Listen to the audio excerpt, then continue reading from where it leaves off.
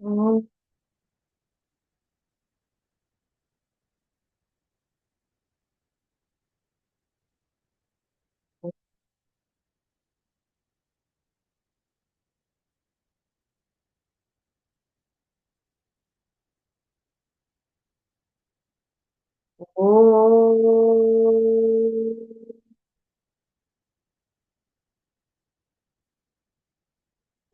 श्री गणेशाय नमः।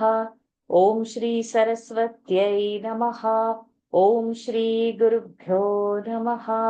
समस्तजनकल्याणे निरतं करुणामयं नमामि चिन्मयं देवं सद्गुरुं ब्रह्मविद्वरं सद्गुरुं ब्रह्मविद्वरं यो अन्तः प्रविश्य मम वाचमिमां प्रसुप्ताम् सञ्जीवयत्यखिलशक्तिधरस्वधाम्ना अन्यांश्च हस्तचरणश्रवणत्वगादीन् प्राणान्नमो भगवते पुरुषाय तुभ्यम् प्राणान्नमो भगवते पुरुषाय तुभ्यम्।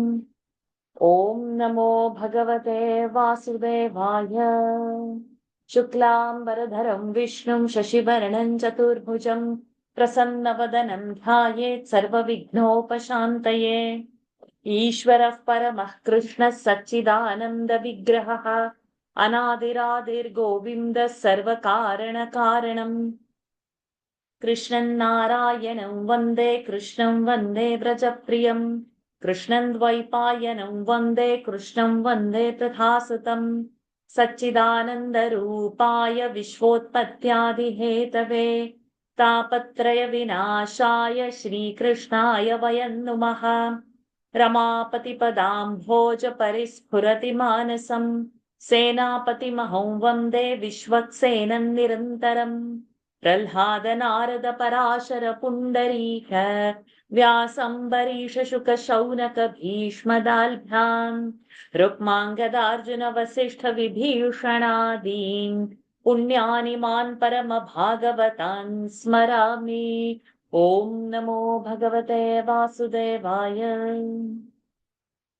जन्माद्यस्य यतोऽन्वयादितरतः चार्थेष्वभिज्ञस्वराट् तेने ब्रह्महृदाय आदिकवये मुह्यन्ति यत्सूरयः तेजो वारिमृदां यथा विनिमयः यत्र त्रिसर्गो मृषा धाम्ना स्वेन सदा निरस्तकुहकम् सत्यं परं धीमहि धर्मः प्रोज्झितकैतवोऽत्र परमः निर्मत्सराणां सताम् वेद्यं वास्तवमत्र वस्तु शिवदं तापत्रयोन्मूलनम्।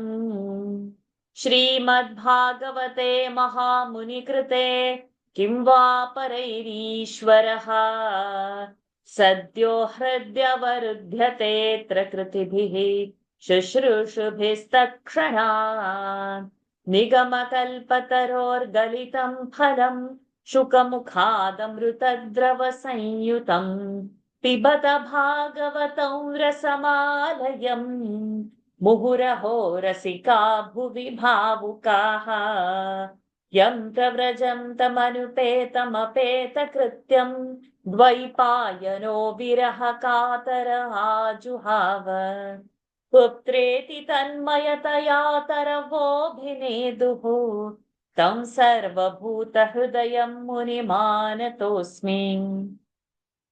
यस्वानुभावमखिलश्रुतिसारमेकम् अध्यात्मदीपमतितितीर्षतान्तमोऽन्धम् संसारिणां करुणयाः पुराणगुह्यम् तं व्याससूनुमुपयामि गुरुं मुनीनां नारायणं नमस्कृत्य नरं चैव नरोत्तमं देवीं सरस्वतीं व्यासं ततो जयमुदीरयेत्। कृष्णाय वासुदेवाय देवकीनन्दनाय च नन्दगोपकुमाराय गोविन्दाय नमो नमः। नमः पङ्कजनाभाय नमः पङ्कजमालिने नमः पङ्कजनेत्राय नमस्ते पङ्कजाङ्घ्रये यस्य भगवताख्या सर्वेषां भक्तिदां नृणां स एव करुणा सिन्धुः बोधितात्मा गुरुर्मम तस्मै श्रीवासुदेवाय धरणीसुररूपिणे गुरुवायुपुरेशाय तुभ्यं श्रीगुरवे नमः शङ्खचक्रगदा पद्मधारिणे गुरुरूपिणे गुरुवायुपुरेशाय वासुदेवाय ते नमः संसारसागरे मग्नं दीनं मां करुणानिधे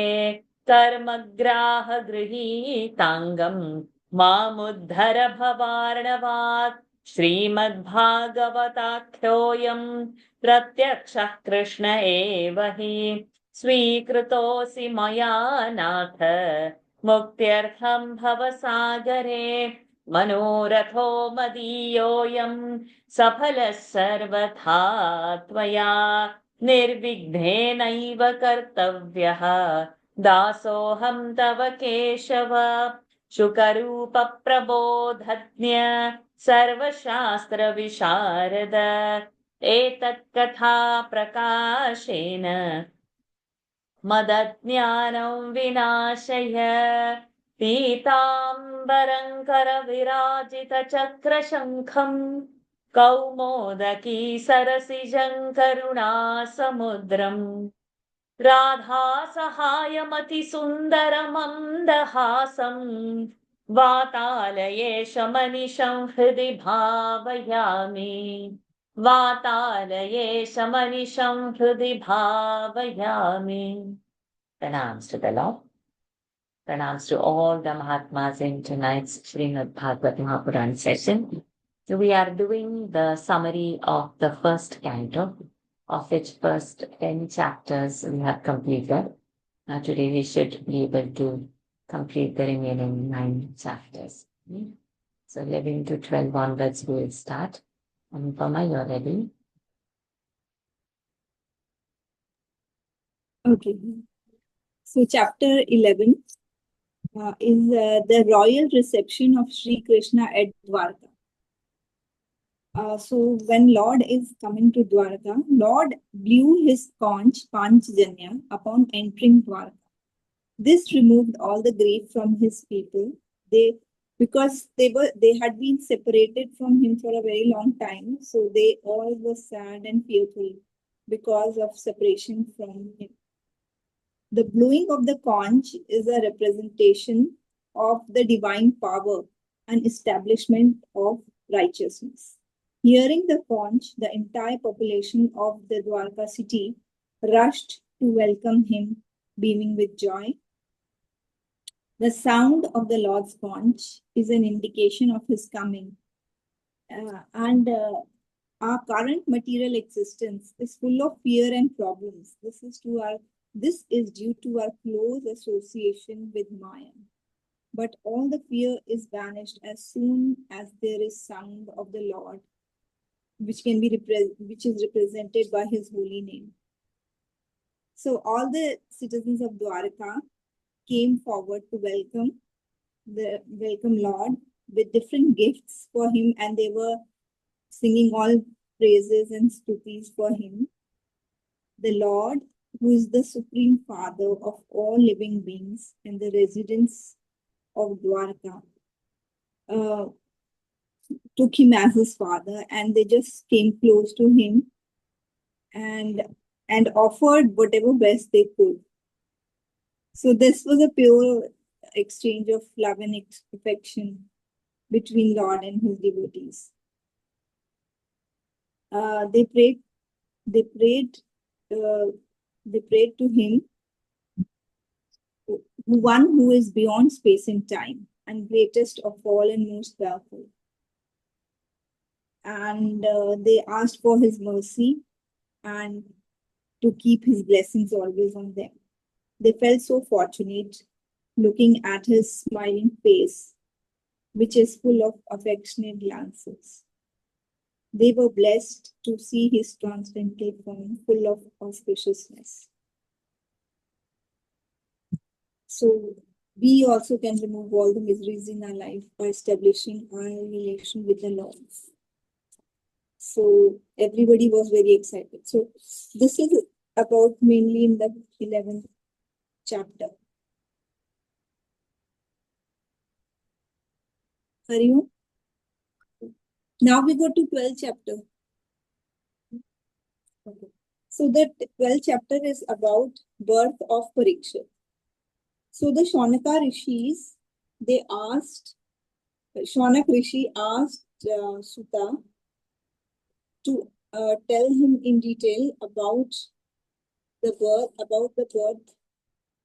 like after the Brahmastra was discharged by Ashwathama, how did he bring back to life the child who was in Uttara's womb? So they asked him two specific questions. We wish to hear about the birth and exploits of that noble soul of great wisdom. And kindly narrate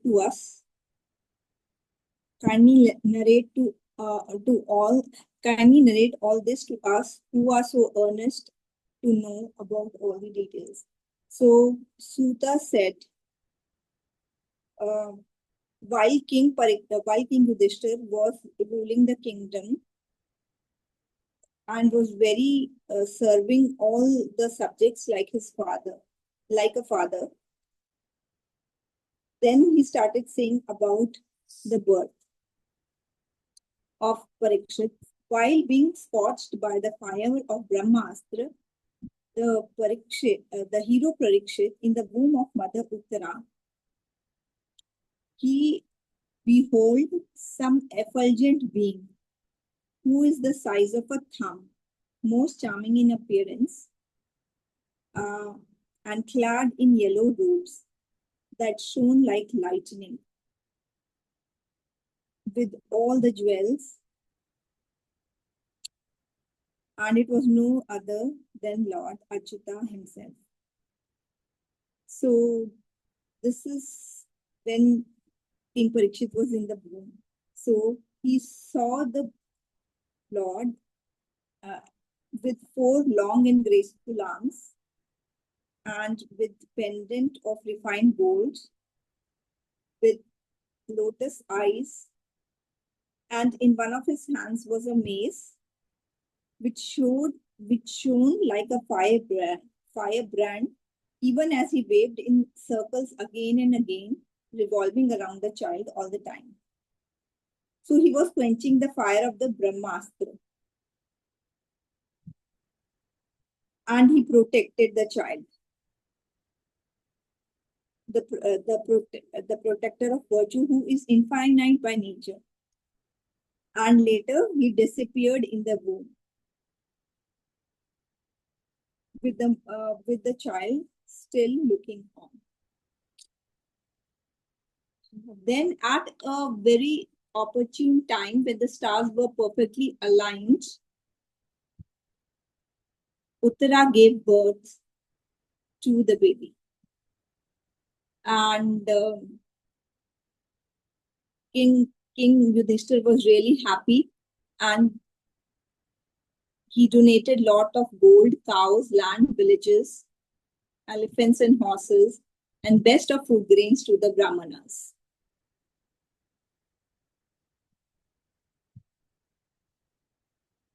Pleased with the gifts, the Brahmanas addressed the king, who was all humility, as follows: O jewel of the Kauravas, by the well of providence which cannot be bogged, this stainless race of the Purus had all died out. Yet the Almighty Lord Vishnu showered his grace and protected him. So he will be called by the name Vishnu Rath. So they named him Vishnu Rath. But later he was he was called Parikshit because he was like examining everyone. After he was born, he was examining everyone like to recognize who he saw in the womb. So that's why he was called Parikshit. So Yudhishthira asked about the baby, like, will this child share good reputation? And he asked the Brahmanas about this. Then the Brahmanas was so happy to know about Parikshit, and they said he is the ocean of virtues. He will protect his subjects just like Ishwaku, the eldest son of Vaivasvat Manu. He will be devoted to the Brahmanas and true to his word like Sri Rama, the son of Dashrath. He will be munificent and kind to those who seek his protection, like King Shibi, the king of Usinaras, and like Bharata, the son of Dushyant. He will extend the fame of his own people as well as of those who perform sacrifices. As a leader of Go, he will match Arjuna, his grandfather. He will be unassassinable as fire and unconquerable as the ocean. He will be heroic as the lion, worth resorting to as the Himalayas, and enduring like the earth, and forbearing like his parents. In even-mindedness, he will compare with Brahma, the creator himself. While in graciousness of disposition, he will be equal to Shiva. And he will be the support of all living beings like God Vishnu, the God of Rama. In high-mindedness, accompanied with excellent virtues, he will follow the example of Sri Krishna. He will be generous as a king like Ranti Deva and pious like Yayati. He will be equal to Bali in firmness and unflinching in his devotion to Krishna, Sri Krishna as Prahlad. He will perform a number of Ashwamedh sacrifices and will wait upon the aged. And he will subdue Kali in the interest of Mother Earth as well as of righteousness. And they also told about that his death will be at the hands of Takshaka, impelled by the curse of a Brahmana's son. He will renounce all the attachment and take refuge in the feet of Sri Hari. Having ascertained the truth about the spirit from the sage Shukadeva, son of Vyasa, he will cast off his mortal coil, O king, on the bank of Ganga and attain the fearlessness state, the state of blessedness. So, having thus told the king, the Brahmanas, who were well versed in astrology, returned to their homes. So, Yudhishthira was very happy to hear about all this. And slowly the prince Parikshit started growing up, and he displayed all the qualities which they had told. He was a very magnanimous and righteous king. And later after that,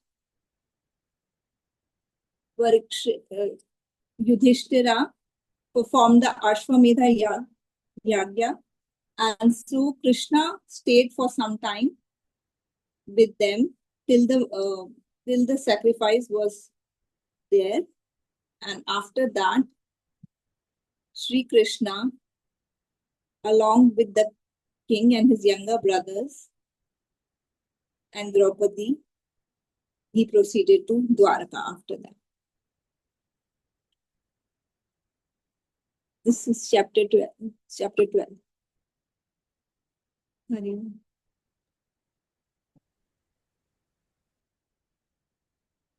Yeah. I'm reading chapter 13 and 14. Yeah, just give a minute. Okay, you practically read the book only, Anupama. You've made any notes? The summary? Please post it in the group. So like everybody else who have finished it. So Ascended. But yeah, because everything was like straight reading from the book. So it didn't feel and it didn't register so much like what summary you were giving. Over to you, Radhakrishnan ji. 30. I'm summarizing chapter 13 and 14 today. Chapter 13 has 59 verses, and Sudha here continue and describes the circumstances under which Dhritarashtra and his wife left for the forest at the advice of Vidura, who is Dhritarashtra's eldest brother. Now, Vidura, having received the knowledge about absolute Brahman from the sage Maitreya in the course of his pilgrimage, returned to Hastinapur. He was received with great joy and affection, with tears in their eyes by everybody. That is Yudhishthira, his brothers, Sanjaya, Draupadi, Subhadra, Uttara, and all male and female relations of the late King Pandu. Now, after Vidura having finished his meals and had some rest, King Yudhishthira addressed him with humility and asked him the following questions. What all sacred places you have visited during, what all sacred places he has visited during his pilgrimage? And he also mentioned that the devotees like him not only consecrate themselves, but also revive the sanctity of sacred places polluted by sinners. The next question was, how did he manage to keep his body and soul together during his travels? And thirdly, how are our friends, relations, and Yadavas doing in Dwaraka? Now, Vidura told Dhritarashtra everything he heard from Uddhava, one of Krishna's best friend, but he did omit the extermination news of Yadavas, as he was very compassionate by nature and didn't want to put his kinsmen in distress. Now, Vidura lived in Hastinapur comfortably for some time, but the main purpose of his coming to Hastinapura was to do something good to his eldest brother Dhritarashtra. As Yudhishthira was ruling his kingdom happily with full splendor, Dhritarashtra, who was also living under the roof of Yudhishthira, became engrossed in worldly activities without noticing the ever-lapsing time. Perceiving that, Vidura decided to remind Dhritarashtra about the all-powerful time and the impermanence of life, wealth, etc. Vidura told him that his body is now overcome with old age and that his days in this world are almost ended. Vidura also brought to his attention that he is now living under Yudhishthira, who was his mortal enemy until yesterday, and he had been responsible, along with his brothers, for the killing of his family and relation. Vidura then continued to tell Dhritarashtra, how can one live accepting morsel of food thrown at you by Bhima like a dog? How can one live under the good will of those whose dwelling was set on fire, to whom poison was administered, and whose wedded wife was subjected to ignominy? Therefore, free yourself from worldly attachment and shaking of all bondage, holding Sri Hari in your heart, unnoticed by his kinsmen, proceed to the Himalayan region as a recluse. Instructed thus by Vidura and now his eyes now opened, Dhritarashtra proceeded to Himalayas with Vidura acting as his guide. Devoted Gandhari also accompanied him. Later, when Yudhishthira, after his evening prayers, returned to his elder's apartment, he couldn't see Dhritarashtra, Gandhari, or Vidura. Feeling very distressed at this, Yudhishthira asked Sanjaya as to where they have gone. As Sanjaya, equally saddened with tearful eyes, was beginning to reply to Yudhishthira, the divine sage Naradji came there with his tamburu. Yudhishthira then with great reverence received him and told him that he does not know where his uncle and aunt have gone and requested for his guidance. Then Naraji tried to pacify Yudhishthira, telling him not to grieve for anybody, for the whole world is under the control of God, and like the toys brought together and separated by the will of the player, so do the coming and parting of human beings depend on the will of God. He told him therefore to shake off the uneasiness of his mind caused by ignorance. Narada also told him about some high Vedantic principles. He explained to Yudhishthira that his body is constituted of 5 elements: water, air, fire, ether, and is subject to the control of time, fate, and 3 modes of Prakriti, namely Sattva, Rajas, and Tamas. How can it protect others any more than a man fallen in the jaws of a python can help another? Vidura also explained to him that the self-effulgent Lord is the self of all embodied souls, and it is the same Lord, that is Srihari, who brings into being all the living creations,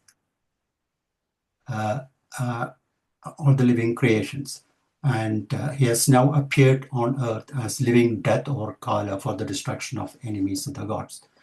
Now, reading this, these same things are echoed in other scriptures. In our scriptures, for example, in Bhagawat Gita, Adhyaya 6, Atma Sannyasa Yoga, verse 29, Sarva Bhudastamatmanam Sarva Bhudani Chatmani Ikshate Yoga Yuktatma Sarvatra Samadarshina. Also, the same thing in Kaivalyopanishad Shloka 10, Sarva Bhudastamatmanam Sarva Bhudani Chatmani Sampashin Brahma Paramam Yadi Nanyade Heduna. So it's the same thing, similar to that Naraji was explaining to Dhritarashtra. Naradi then went on to tell Yudhishthira that Dhritarashtra, along with Gandhari, have gone to the Himalayas, where sitting on the banks of the river Ganga, living on water alone and controlling his pause and breath, and having withdrawn his 6 senses, he will cast off his body on the 5th day, and his individual soul become one with the absolute Brahman, as the space within a jar is united with unlimited space. Finding the body of her Lord being consumed by sacrificial fire, Gandhari will enter the fire in order to follow her husband. After witnessing this with mixed grief and joy, Vidura will go out and continue with his pilgrimage. Naradji, after having told this to Yudhishthira, ascended to the heaven with his tamburu. Hearing Naradji's words, Yudhishthira stopped sorrowing. So this is the end of chapter 13 in brief. Now going to chapter 14, there are 44 verses in this. In this chapter, Sudha speaks about Arjuna going to Dwaraka to see Krishna and his other relations. As Arjuna did not return from there for several months, Yudhishthira became very apprehensive. During this period, Yudhishthira saw many signs of dreadful nature, such as change in the characteristic of seasons, increasing greed amongst people, sinful tendencies, anger, and deceitfulness, etc. among people. Seeing all this, Yudhishthira one day spoke to his younger brother Bhima that he does not quite understand why Arjuna has not yet returned from Dwaraka, although 7 months have elapsed.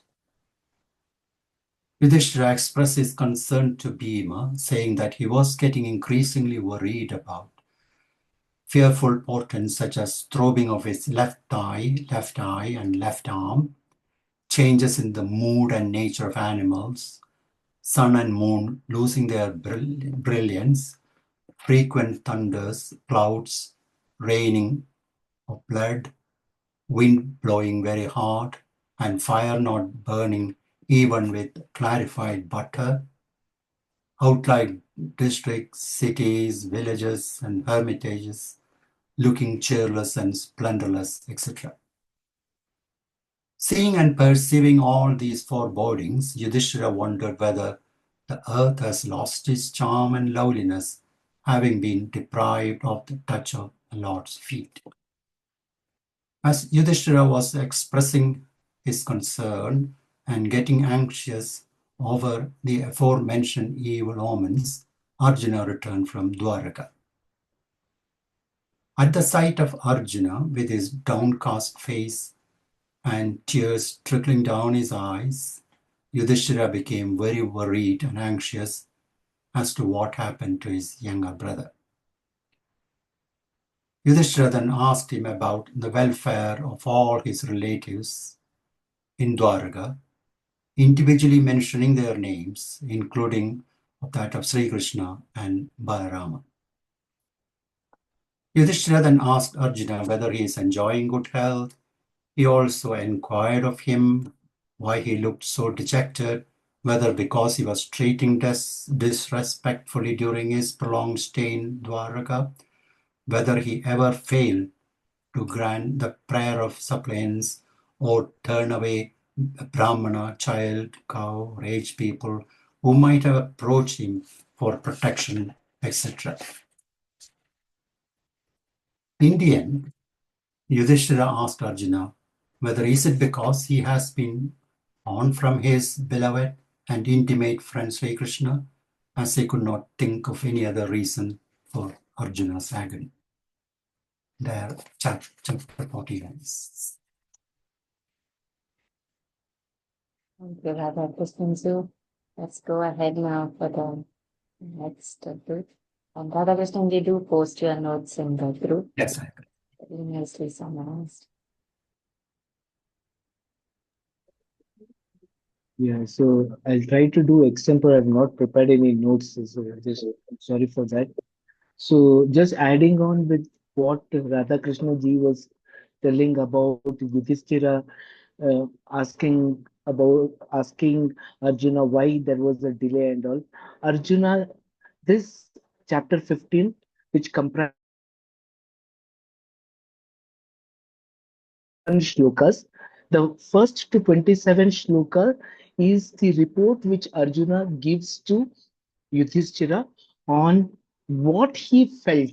What was that absence? And you can see that stark comparison between the despondency which Arjuna had in the first adhyaya of Arjuna Vishada Yoga, the same Vishad he had here also. Arjuna very clearly explained to Yudhishthira that he was feeling that vacuum over that, that spiritlessness, and how Sri Krishna, who was the very epitome of his strength, who had been his friend, who has been his his well-wisher, who helped him to win the Swayamvara, who helped him to fight the Indra, the war with war which Indra had done, and how he was able to consume the entire Agni, and then in that particular place build a beautiful palace. All these things, how Sri Krishna helped to fulfill the stomachs of the 10,000 disciples of Durvasa who had come over there. How Sri Krishna had eaten just a piece of morsel and thereby brought about so much of comfort to Durvasa who understood that. So, all those things which Lord Krishna had done for the Pandavas, especially to Arjuna, how he, by being the charioteer of Arjuna, how he ensured that the arrows of the great mighty warriors like Bhishma and Drona and all those people did not even touch the chariot of, or did not even touch Arjuna. Such a person, when he is not there, what an amount of what an amount of pain and what amount of vacuum was built. This is what Arjuna reported it to Yudhishthira, and then he said that what he said was that basically it is how Lord comes into this particular world. Two thorns, if you have to remove one thorn, the other thorn will have to be used, and then both the thorns will have to be thrown out. In the similar way, when the incarnation is done, Lord has come to this particular world to lighten the burden of this particular, and when the work is completed, he will move off. Same are the cases in other incarnations. So Arjuna, who was actually feeling a lot of what you call that spiritlessness, then came back to his particular senses, and he started thinking about the teachings of Lord Krishna which was given, so that his troubled mind will be put to relief. So this is from shloka 1 to shloka 27. Shloka 28 to shloka 51 is about the abandonment of Pandavas. After hearing Krishna exiting this particular life, how because of the evil forces of Kali which is entering over there, what did Yudhishthira and the other brothers and Vidura and Draupadi and Kunti, what all they did? How did they abandon their bodies to? So Yudhishthira, as part of his this one, coronated Parikshit and made him the king of Hastinapur. Even in Dwaraka also, he had at Mathura, he had coronated Vajra, the grandson of Sri Krishna, the king of Surasenas, and performed the Vedic fire for the last time. And then he gave up the speech and the senses, complete control on all these senses, indriyas, everything he had taken to his control, and he then gave away all his wealth and this one, and he then took his what you call he took he took a pilgrimage to the northern side, which other people were also doing. The same way his brother is also started doing it, because they saw the influence of Kali which was coming, and they did not want to be there, and they said that this is the best way. So they also followed their brother. And Draupadi, who was so much this one, she also started thinking about the Lord Vasudeva in her heart and started to be one with them. So all these people renunciated this world and moved to the next directions. So this is the summary of chapter 15, and chapter 16 is Parikshit and the advent of Kali. The main substance of this particular chapter 16 is the discussion between Dharma, the bull, and Mother Earth, the cow. Dharma, the bull, with just one leg, usually four legs are left, just one leg, and it is inquiring about the cow which is Mother Earth. Why there is so much of why is there so much of despair with the cow? So this forms the main thing, and that is from 17 to 36. 1 to 17 is how Parikshit takes over so many yagas and goes and wins many countries. And in this, when he goes for this particular this. He hears the glories of Krishna, how Krishna has been so kind to the Pandavas and other people, and how his heart gets elated because of that. So this forms this one. But the beautiful discussion is between Dharma and Mother Earth. Dharma asking, why are you in so much of despair and all? Are you feeling that it is because of Kali which has come in, that you feel that the rain god is not giving the full water which is required for this earth? Or is it because that the pictures are not getting their required food? Are people not doing the sacrifices that you are feeling so much of despair and all? For which the cow, the Mother Earth says very clearly, it is only because I am missing the when Krishna was there. There was so much of good things which was happening. Good qualities were clearly on display, like truth, purity, kindness, patience, generosity, joy, straightforwardness, restraint of minds, restraint of senses, austerity, equanimity, fortitude, spiritual knowledge, dispassion, lordship, courage. All these good things were there. But with Krishna not being there, I am feeling that big vacuum over there. And where Krishna is not there, Lord Shri is also not there, because Shri is always in the lotus feet of Krishna. And since Krishna has moved, Shri has also moved it. And when Lord Shri has moved out, that is complete what you call abandonment of all the good things in this particular earth. So I am feeling sorry because of that. This is how the discussion between Dharma and Mother Earth ends. And this ends the chapter 6, 7, chapter 16. Narayan, Narayan. Thank you, Venkatesh. You get well soon, and then whenever you get well, do Yeah. put your points very nicely. You've done the number of verses, what topic is coming there. Good. Done. Very nicely done. Yes, we will see over to you.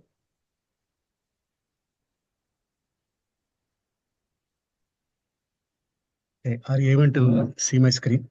Yes. Okay, thank you. So, Sutta continues, and Sutta continues. Now he talks about how Parikshit subdues Kali. So, King Parikshit is traveling, and on the way he sees a distressing scene on the bank of Saraswati. So he sees a bull, which is of a white lotus stalk, but it is standing with a difficulty or with only one leg. The other three legs are broken, and it was trembling with fear. And a person in the dress of a king, but he looks like a Shudra, was beating the bull. And in the same, besides the bull, he saw a cow which is in a very miserable state, grief-stricken. It was weeping. The tears were flowing from the eyes, and it was so lean and weak, hungry. Uh, it was in a very miserable situation.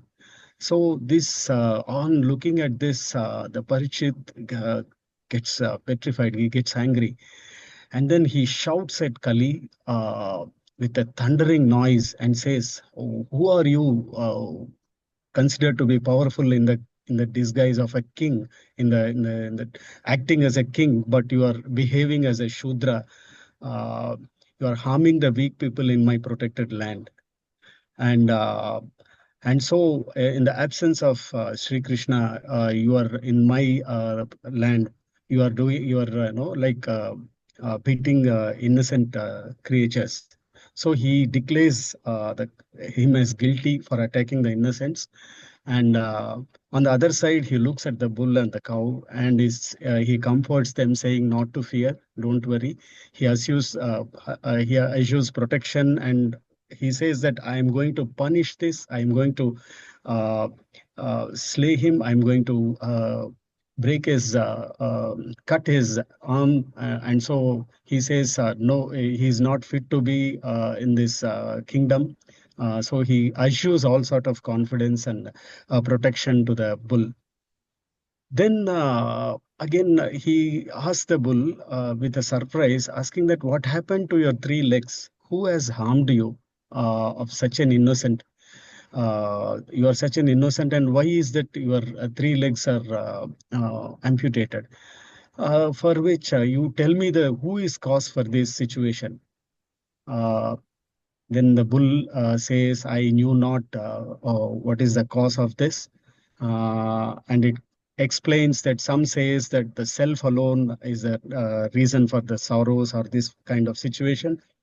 Some speak of karma, out of their own actions, and some attribute it to the fate, and some see the nature as the cause of these kind of reactions, and some declare it as a will of a god, and for few they say the cause of all this is beyond the speech and mind of human beings. So the bull explains the different causes of such kind of situation that has happened to the bull, but it says I don't know the reason. It doesn't attribute a specific reason.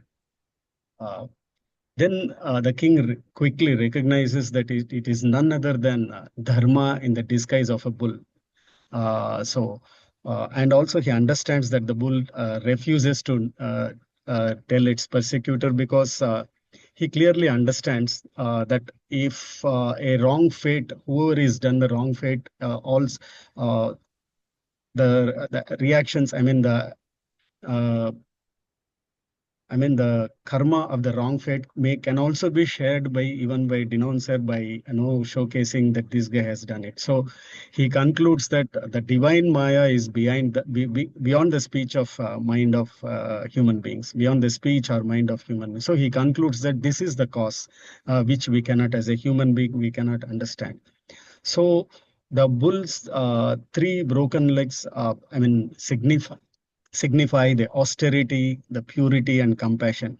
In the Satya Yuga, the four legs represent austerity, the purity, compassion, and also truthfulness. Now, all the austerity, purity, and compassion is gone, and only truthfulness remains in the age of Kali.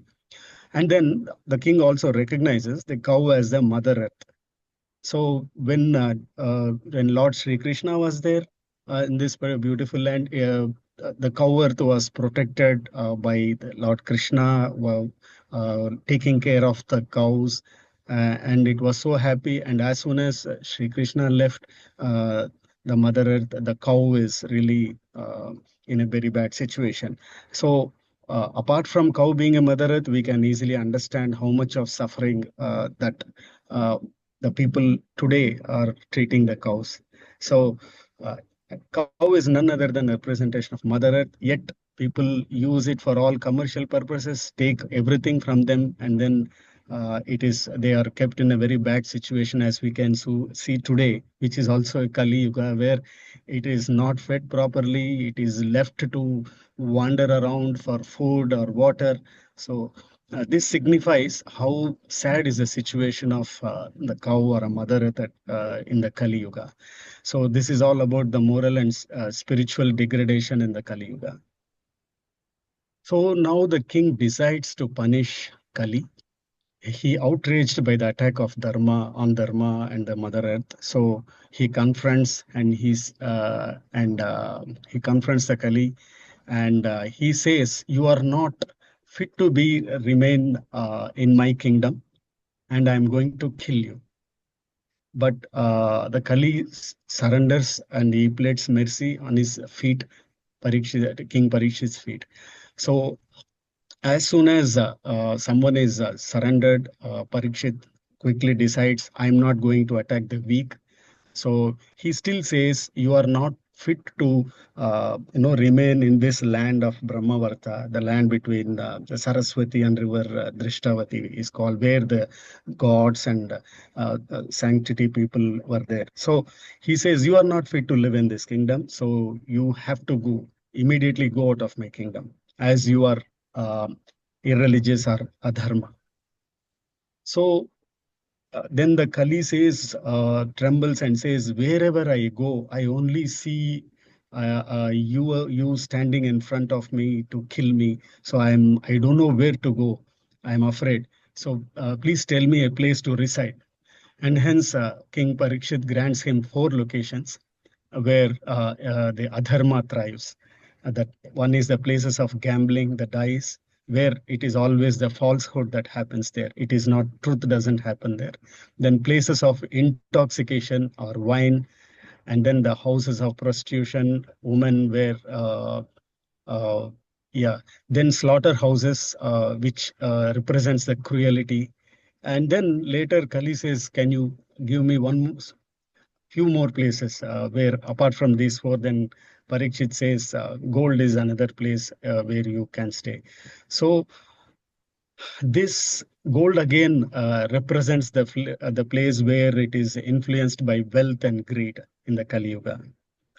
So whenever adharma goes into the minds of a king who rules the kingdom or a powerful people, the situation is very sad. Many people are affected by that.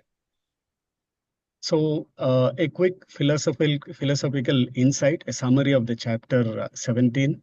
We saw that there was a profound dialogue between King Parikshit and the Dharma. So he says the complexity of the moral responsibilities for any problem that happens and finding the root causes of those suffering. Uh, then Dharma, in the form of a bull, refrains from blaming any specific entry for his suffering. Then the right conclusion is that the ways of Maya are beyond the mind and speech of living beings. We cannot understand.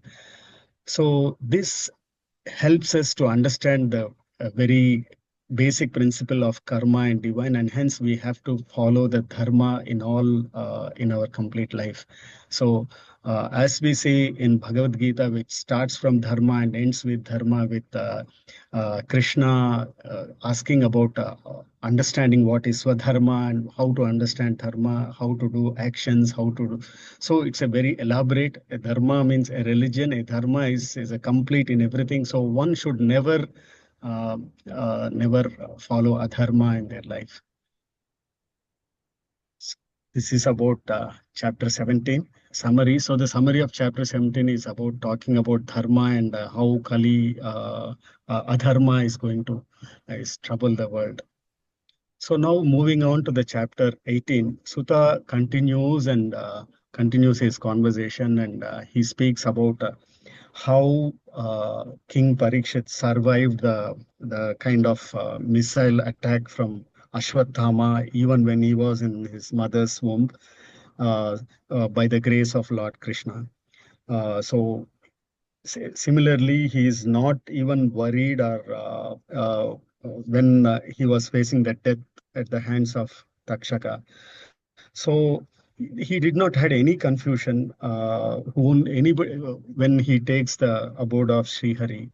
And so while he was talking about, so now the rishis were very happy and they ask us, can you please narrate us more sacred stories of wisdom that is parted to Parikshit. So now Sutta continues the story of how Parikshit got the wisdom. So while traveling in the forest, King Parikshit becomes very tired and very thirsty and hungry. And so he comes across a hermitage in which the sage Samika Rishi was in a deep meditation. He was away, he was into ultimate consciousness. He was away from all these three gunas and he was in a deep meditation. When king requested for water, the king was unresponsive. He just was in meditation. And then Parikshit felt as it as a disrespected because he didn't even got a water to wash his hands or feet or to drink some water. He was not treated anything. So he while he was returning, he without thinking, Parikshit saw a dead snake and he threw this around the sage neck just to understand whether he was really meditating or he was disrespecting him, not paying attention and so on. and then he leaves back to his kingdom. But soon after, he immediately gets a deep remorse for his impulsive behavior, recognizing that this is not worthy of being a righteous king to do that kind of actions. So what happens is this news reaches the sage's son Shringi, a brahmachari and a very powerful sage. He is expert in all the training, and he hears about his insult to his father. In a fit of anger and hastily, he curses King Parishit to die in 7 days by the bite of Takshaka. Because as soon as Lord Krishna is there, these kings have become too proud, and they are not supposed to behave like this. They are supposed to respect the Brahmanas. Instead, they are disrespecting. So he gives the curse. Now the he comes back to his hermitage, and then he starts weeping, looking at his father, and tells him that I have given a curse to the king. But the sage, he regrets a lot and says, no, this is a very grave, major offense that you have done and given a grave punishment for such a small thing, even not considering about the king's noble qualities like Parikshit. What would happen if when this king is gone uh, and such a good and powerful king is gone, the adharma will take over. People rob women and people of wealth, right? So all those misdeeds, all those bad karma is going to come to us. So the sage was very upset about it. Now, even he doesn't even think about his insult to him, but he definitely thinks that King Parikshit was a great king and his son had acted in a haste.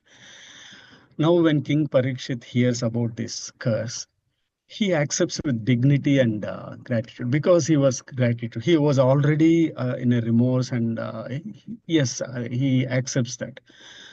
He, in fact, interprets that as a blessing, because a chance to renounce these worldly duties and seek the spiritual journey and in the feet of the Lord. So he relinquishes kingdom and he goes to the Ganges and becomes the disciple for Shuka Muni, and then he dedicated his final days only in glorifying and chanting the Bhagwan's name. That is all the summary about chapter 18. So the summary of chapter 18 is karma is precise. Even a small lapse or a small mistake by a great soul like Atma, like Parikshit, has consequences. Nobody can escape from it. So, and the curse that Shrigni has given shows that how danger it is for someone to act in haste or in immature. So that is another thing. So the acceptance over reaction. So one has made some karma and there should be acceptance. How Parikshit accepts his karma, he surrenders everything to the Lord and the Lord will take care. So any suffering is actually not a suffering, but it is an opportunity for someone to grow better and attain the Lord. That is what the summary of this chapter 18. Thank you, Hariom. Hariom Shri Hari Ji, wow. You have raised the bar so high, and now people have to come up like this to do the summary. So beautifully done. You kept us captivated. And the fantastic point is you gave the summary of the summary also with the philosophical insight heading. So that made it even more attractive. This was absolutely a beautiful thing. And I hope everybody for the second canto we get inspired like this. If you are not tech savvy, we can take help of so many tech savvy people over here. Shri Hari Ji, of course, Sajiv Ji is there, Vani is there, and all of us can give the summary, and then probably it can be converted into. So when you see the material like this, the chapter stays in the mind. But if you read it from the text, we have already done the reading. So when somebody tells and you listen like this, so amazing. Very well done, Sri Hariji. Okay, so here comes my turn. Thank you, Sri Hariji, of doing the 19th chapter. So I was thinking, how much time do you have? Upon that, I will say or not say. But anyway, we have that 15 minutes buffer time. So even if the time is over. So that 19th chapter, 2, 3 points only to finish it in 1 or 2 sentences. Then I will show the presentation, which will be a little elaborate. So the thing is now Shamika Rishi's son has cursed him. Okay. This is happening. But king has not known, Parikshit king has not known that he has cursed him. He on his own is feeling ill that I should not have behaved like this. And then later on he comes to know that he's been cursed, which doesn't upset him. And he says, good, this is how it should have happened. Now only my passion to the world, which was that, will make me dispassionate. So this was his reaction. Our reaction will not be like this if anybody curses us. So this was one point.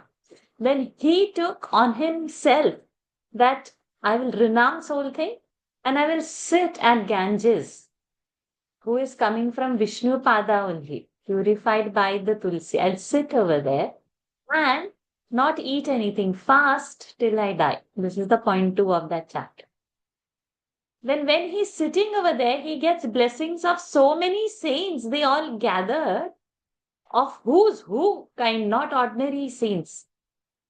From where all they come to see this sight.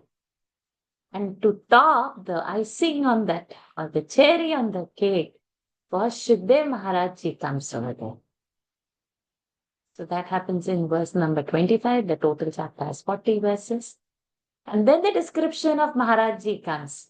How young, how tender, his eyebrow like this, his face like this, his shoulder like this and that.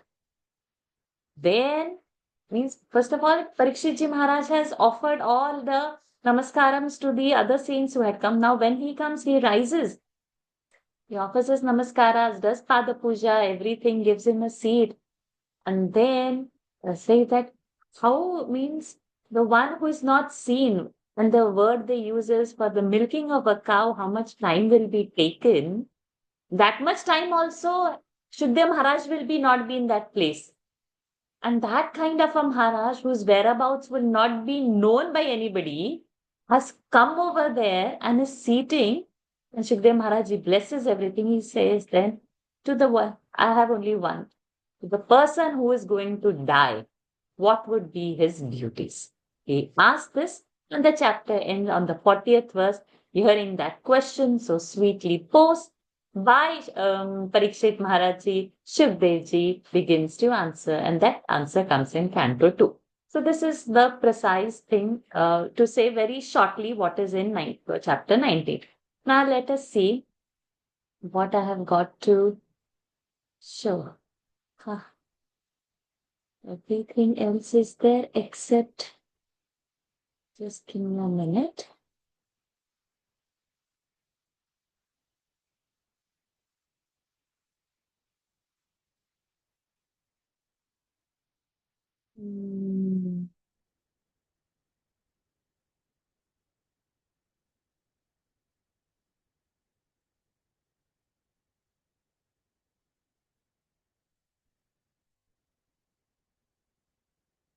No clue. Not close to temple. Now hopefully I can see it. Let me check.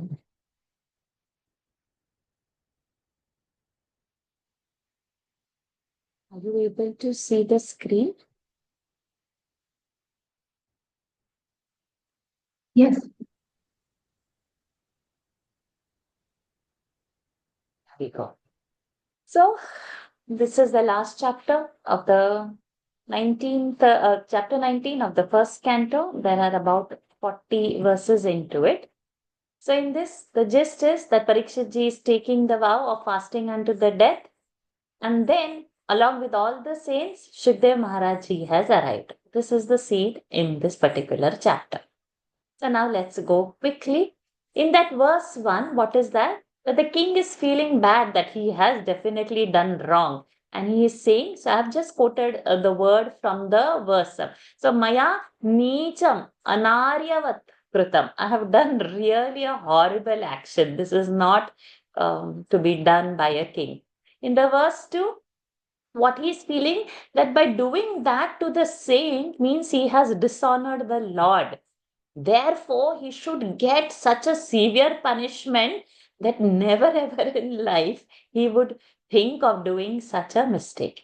In the verse 3, what he says that today itself he is ready to relinquish his entire kingdom, arms, treasury, whatever, so that let it all go, so that he doesn't want ownership of anything. In the verse 4, what happens?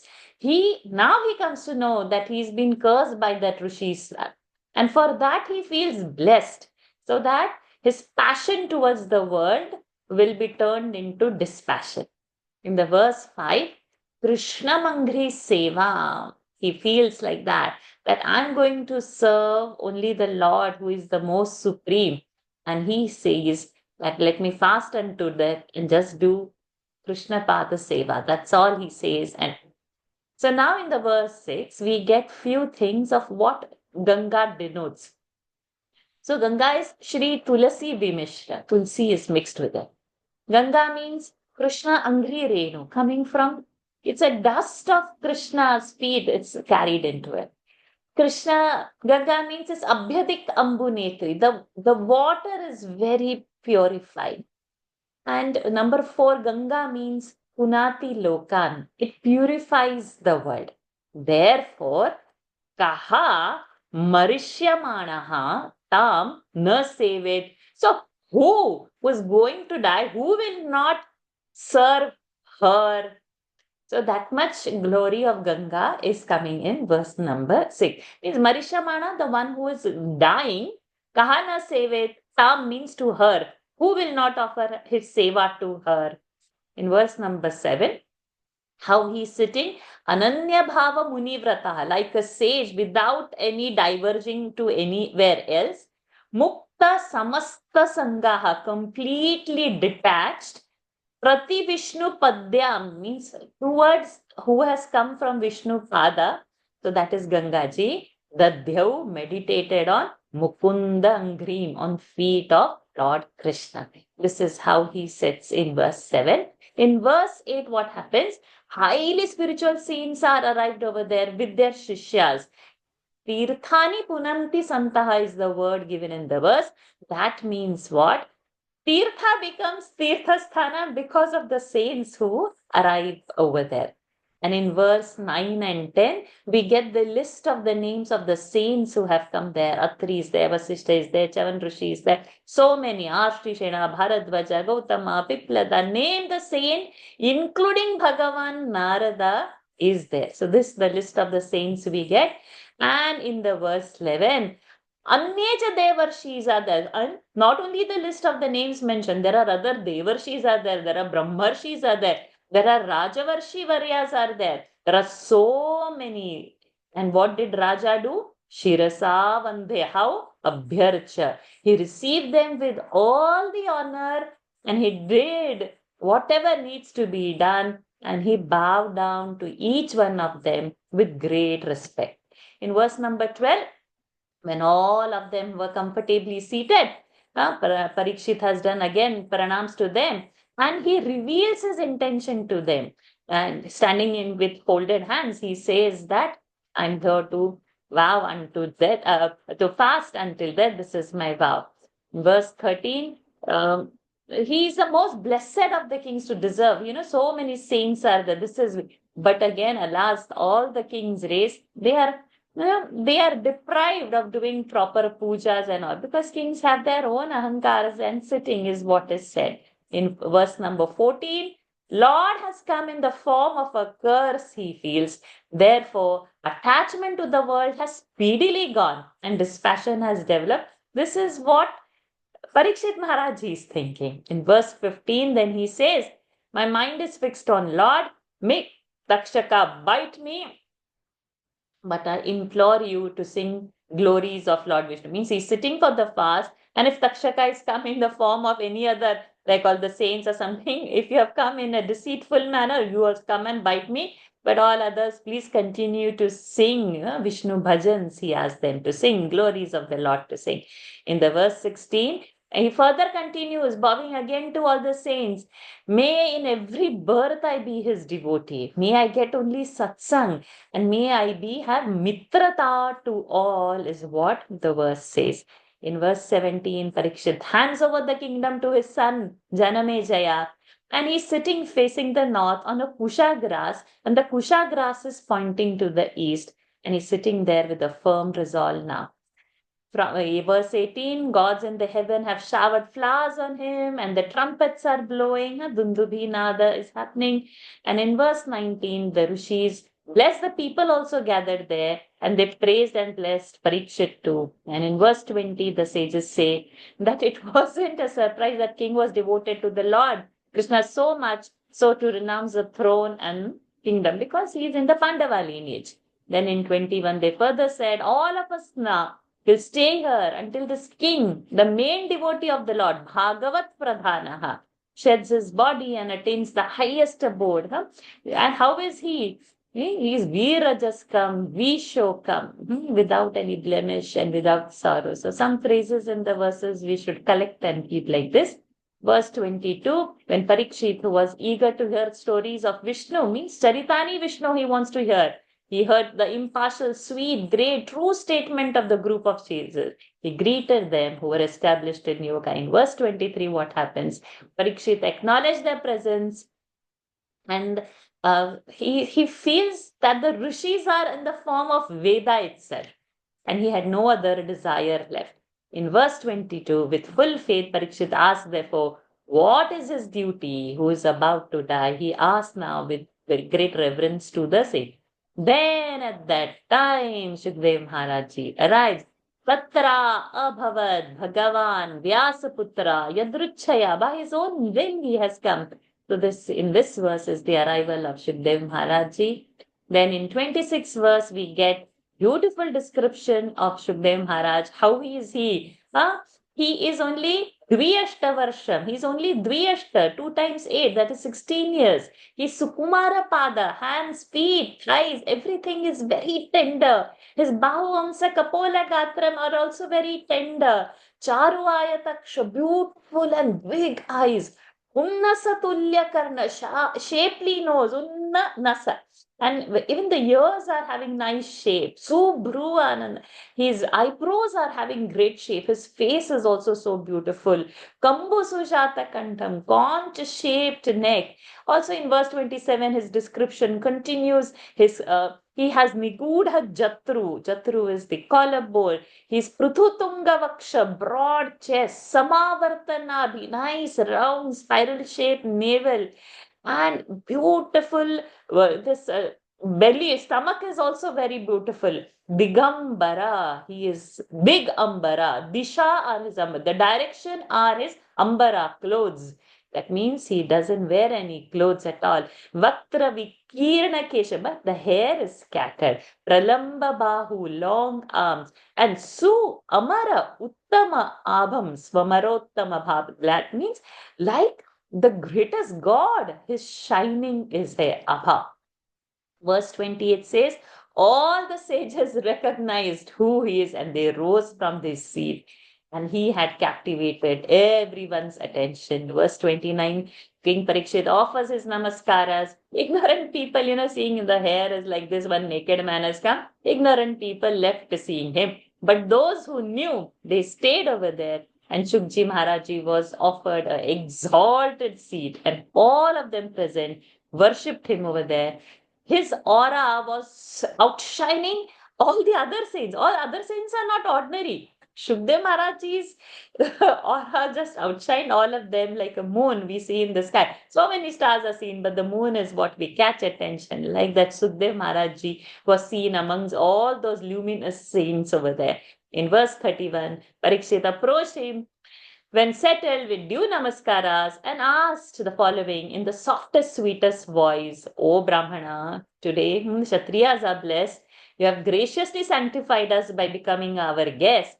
And he says, this verse is so beautiful. That's why I quoted over here. Yesham smarana. Just by remembering, you become Shuddha. Instantly. Sadhyaha Shuddhanti. There, now like this, when we get to see you in physical, we get to touch you, we do get to pada puja of you, we get to offer you seat, and you are going to be seated over here.